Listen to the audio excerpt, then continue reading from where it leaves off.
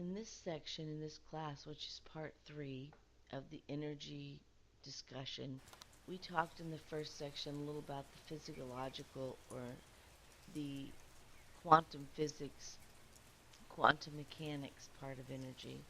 We talked a little bit in the second class about how that can manifest and come through our physical being as illness, as emotional discord, as behavioral patterns that others see and judge and decide as who we are. I want to tell you in this third section that who you really are is this beautiful, energetic being that is perfect and flawless. What you might be manifesting or exhibiting to others could be a combination of all sorts of things. There may be people very close to you, your grandmother, your mother, someone else, that only sees the beautiful stuff, even if there's a lot of crud coming out the top. They kind of blind themselves to it because they love you and they knew you before you had walked in all this duty and you didn't smell like you had poo on your foot. But the truth is, most people that meet us are not designed or compelled to love us unconditionally based on what they see and feel from the resonation. So, now on an inward level, on a spiritual, social level, they are, but they're carrying their own energy weight. They're manifesting their own vibrational patterns that are confused and covered. Even if they're really great people, they are. And so they really can't walk into unconditional love for you. So, what you have to do to create that vibration is to create it for yourself. And once you become aware of yourself, you purify your intent, you create an unconditional love for yourself, begin to forgive, forget, release. And I say forgive in a way that I want to go into and express right now. Forgiveness can be looked at two ways. Forgiveness, as in the way that we need to forgive everything and all things, is not because we believe there's bad things and we're excusing you for doing it. It's to say there are no real bad things. We just believe there are and we've created them. I'm forgetting it. I'm excusing you for not forgetting it yet or for not being able to forget it yet. That's the kind of forgiveness I'm talking about. Not the kind of forgiveness that, oh yeah, you're really jacked up. You've done a lot of stuff that's not all that snappy. So, you know what? I'm just going to forgive you right now for it. I'm not talking about that. That kind of forgiveness is non existent. It's a fantasy. Because to have that kind of forgiveness is to hold on to the belief that someone can do something to you, intentionally or unintentionally. And we're the only ones that can do things to ourselves. We either allow it or we don't allow it. We allow people in or we block people. We accept energy or we don't accept energy. We have the ultimate authority over everything. Now, we don't always take advantage of that, and it's very popular and common to say, oh my God, he makes me so mad. You should hear what he did to me. You should see what he does to me. If you only knew what she's capable of, you wouldn't think that. Well, no. Truthfully, if you only knew what you're capable of, if you only knew what you're doing, you'd have a whole different perspective. So let's step over out of the he, she finger pointing and let's go internally first. Every energetic chord that strikes, that affects us, is related to something within ourselves. So let's start with an example that I can give you that you can follow maybe and that will help you have a bigger understanding of how much control you really have over energy. So let's say as a child you go to the zoo and you go there with all the hopes and aspirations of a great time, and you go with a bunch of friends and your family, and it's this big outing.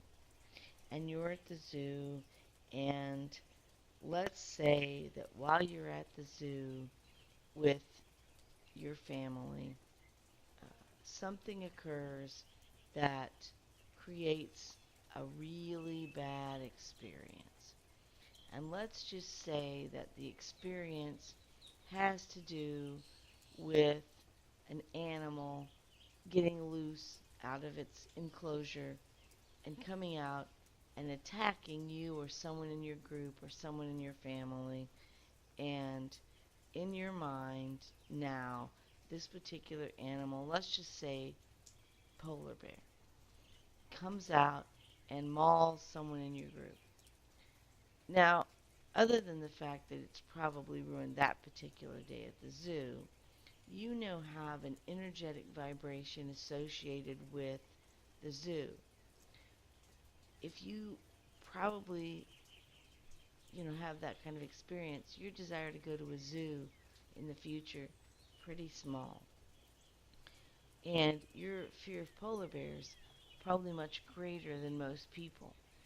A lot of people would look at a Coke commercial with polar bears as they grow up and see cute little things skating and stuffed animals of polar bears, and they're going to feel warm and cuddly. And they're going to want to protect this endangered species when they hear it's endangered. And they're going to see them in their mind as drinking sodas and ice skating and loving their babies and coming out as a plush toy and their memories of them in a zoo and feel sorry for them. But you have a resonance of fear that rises up. When you see a Coca-Cola commercial, you probably don't even drink Coke because somewhere in the back of your mind, you've got blood, guts, and gore coming forward. And I don't care how much therapy you may have undergone through traditional methods. When you see a bear, it's a polar bear, you're going back to childhood at the zoo and you're seeing a mauling. Blood, guts, gore, pain, suffering, possible death, that's your association. So any commercial, any toy, anything that's going to vibrate that, maybe even the color white and the color red, put a slight impulse in your system. Because what happens is you're holding on to a memory vibration of energy that created fear, a very profound, a very strong, a very intense fear. So anything out of the peripheral of your eye that occurred that day, screams, shouts, language, color, form, shapes, polar bears, animals, people in uniform like zookeepers, guns if they were used to tranquilize or shoot the bear, all of those things are going to tie back into that fear. So if an energy comes into your space and crosses in, it's going to be able to vibrate that. Even if you think you've controlled it and you've really pushed it down, it's going to rise up a little bit. It's going to enter your being and you're going to have it because it's in your heart. There was a lot of emotion released in that event at the zoo. So it's in your heart. You can't ever experience those things in your mind without that vibration coming up. Actually, you can, but it's going to require you to release it, to allow that to come up and to release it completely. But how would you do that? You had this experience. You don't know how to release yourself from the experience. Those things vibrate it, bring it back up. Even if you don't want it, you can't help it. So you're going to have that experience. You can, but there's a process involved to do it. And to do that, basically, you have to do a couple of things. You have to take authority over all energy that comes into your system, and you have to learn to release. And to do that, you have to decide to want to know the true you completely and totally. And that means becoming a witness or an observer to the energy so that when the energy comes up, you're watching it, you're seeing the emotion, you're observing it, and you're seeing the reaction, and then you're figuring out where is the energy coming from, where is the connection to that, and releasing yourself from it.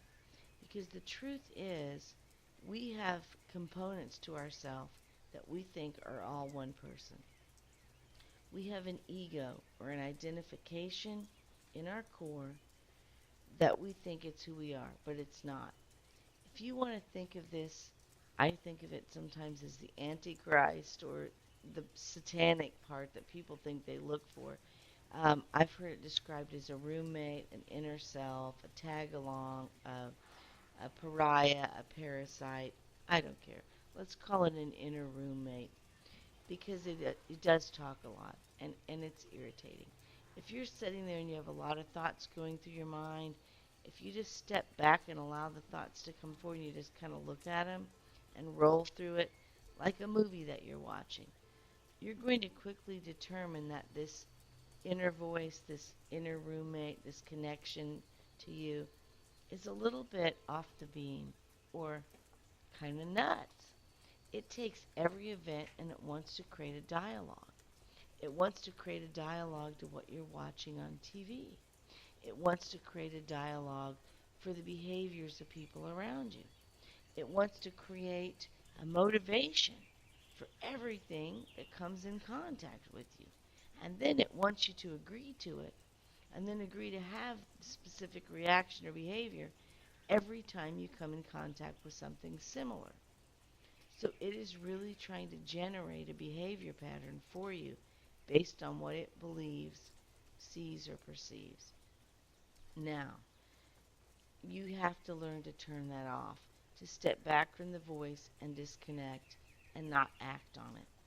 Sounds really simple. Not really so much. I've been working on it for some time. I have not perfected it. I have a 7-year-old granddaughter. I love her dearly. She can come in and occasionally hit a button, and I can respond immediately.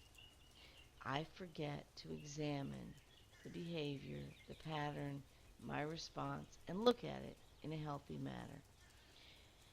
manner. So basically, I'm still working on it because those close to us have an ability to come in and wake that inner voice relatively quickly. But I am learning to disengage it in many, many situations that I walk into throughout a daily uh, course of events, which is very helpful. I can wait in the longest line to the most futile of results, find humor in it, find wisdom in it, and find something to take away that I find worthwhile. I can have communications with people that others come away feeling low, and it doesn't affect my vibration at all. I can experience certain levels of things that would be considered physical pain and release them. I have that potential ability, and I often am able to do it because of the understanding.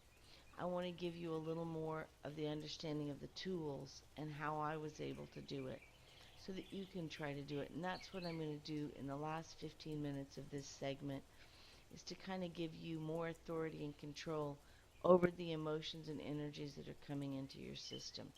And one of the tips I'm going to give you before we start is it's going to start with you stopping bitching and complaining and finding people to hang out with that want to pick at the lowest things and talk about it. It's going to mean disengaging from a certain type of behavior, such as gossip, that you may have normally participated in, or maybe part of your water cooler experience, maybe the way you start a lot of days, maybe the conversation you have in the morning with your mother, someone at work that you're constantly nagging about, and you want to unload it before you go in, because you think in your mind that if you get it off your chest, that you don't have to feel it. You're really strengthening it. That's not the way to release it from your being. So I want to give you some tips in the last 15 minutes to begin to do that. So I'm going to take that pause at the 15-minute break, and then we'll start into the next section, prepared to really walk into how to manifest control over it and to see yourself as the governor of all energy that enters your body so you can take control of yourself.